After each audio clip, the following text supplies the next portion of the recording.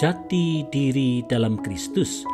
Refleksi pagi 2527. Di awal suratnya yang pertama kepada Timotius, Rasul Paulus menegaskan jati dirinya di 1 Timotius 1 ayat 1. Dari Paulus, Rasul Kristus Yesus menurut perintah Allah, Juru Selamat kita, dan Kristus Yesus, dasar pengharapan kita. Saudara-saudara, Rasul Paulus yang sebelumnya bernama Saulus adalah Rasul Yesus Kristus yang bertemu Yesus Kristus dalam perjalanannya ke Damsyik dan bertobat. Ia kemudian diberi tugas khusus oleh Roh Kudus sesuai Kisah Para Rasul 13 ayat 2. Pada suatu hari, ketika mereka beribadah kepada Tuhan dan berpuasa, berkatalah Roh Kudus, "Khususkanlah Barnabas dan Saulus bagiku untuk tugas yang telah kutentukan bagi mereka." Tugas itu adalah untuk membawa berita Injil. Saudara-saudara, jati diri Rasul Paulus sebelum ia bertobat diceritakan di Filipi 3 ayat 5 dan 6. Tentang pendirian terhadap hukum Taurat, aku orang Farisi. Tentang kegiatan, aku penganiaya jemaat. Tentang kebenaran dalam mentaati hukum Taurat, aku tidak bercacat. Setelah bertobat, ia menyatakan jati dirinya di Galatia 1 ayat 15 dan 16. Tetapi waktu ia yang telah memilih aku sejak kandungan ibuku dan memanggil aku oleh kasih karunia-Nya berkenan menyatakan anaknya di dalam aku, supaya aku memberitakan dia di antara bangsa-bangsa bukan Yahudi. Sebagai pelayan Injil Yesus Kristus, ia menuliskan suratnya kepada Timotius. Dalam mempelajarinya, mari kita perteguh jati diri kita juga di dalam Kristus.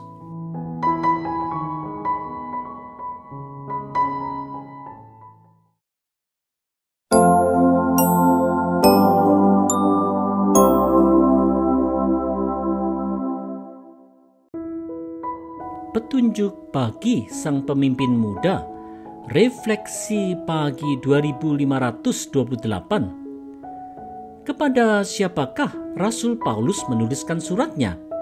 Mari lihat 1 Timotius 1 ayat 2. Kepada Timotius, anakku yang sah di dalam iman, kasih karunia, rahmat, dan damai sejahtera dari Allah Bapa dan Kristus Yesus Tuhan kita menyertai engkau.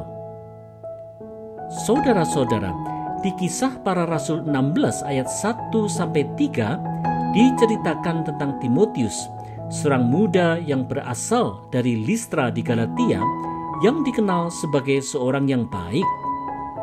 Rasul Paulus menghendaki supaya ia menyertainya dalam perjalanannya. Karena ayahnya seorang Yunani, sedangkan ibunya Yunike adalah seorang Yahudi, maka ia haruslah disunat terlebih dahulu. Rasul Paulus yang sedang di kota Filipi menuliskan suratnya ini kepada Timotius, gembala jemaat di kota Efesus.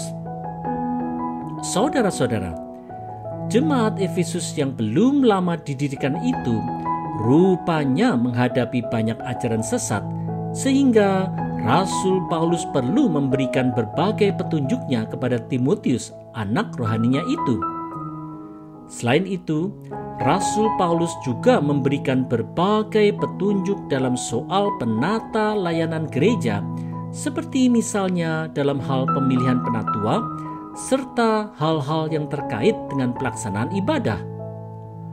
Walaupun banyak permasalahan jemaat, Timotius diingatkan bahwa kasih karunia, rahmat, dan damai sejahtera dari Allah dalam Yesus Kristus akanlah selalu menyertainya. Inilah yang harus terus dipegang oleh Timotius serta kita semua. Di dalam kekuatannya, jemaat pasti dimampukan untuk menghadapi berbagai permasalahan.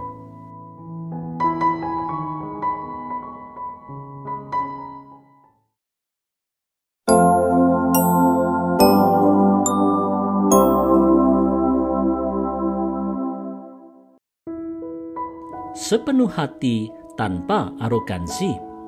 Refleksi pagi 2529. Mengapa Timotius bisa menjadi gembala jemaat di Efesus? 1 Timotius 1 ayat 3 menceritakannya. Ketika aku hendak meneruskan perjalananku ke wilayah Makedonia, aku telah mendesak engkau supaya engkau tinggal di Efesus dan menasihatkan orang-orang tertentu agar mereka jangan mengajarkan ajaran lain. Saudara-saudara, setelah pemenjaraannya yang pertama kali selama 2 tahun di kota Roma di Kisah Para Rasul 28 ayat 30, Rasul Paulus dibebaskan. Ia melihat bahwa jemaat Efesus yang didirikannya itu telah mengalami kemunduran rohani karena adanya ajaran-ajaran sesat di jemaat. Karena itulah dalam perjalanannya ke Makedonia, ia mendesak Timotius tinggal di Efesus untuk mengembalakan jemaat di sana.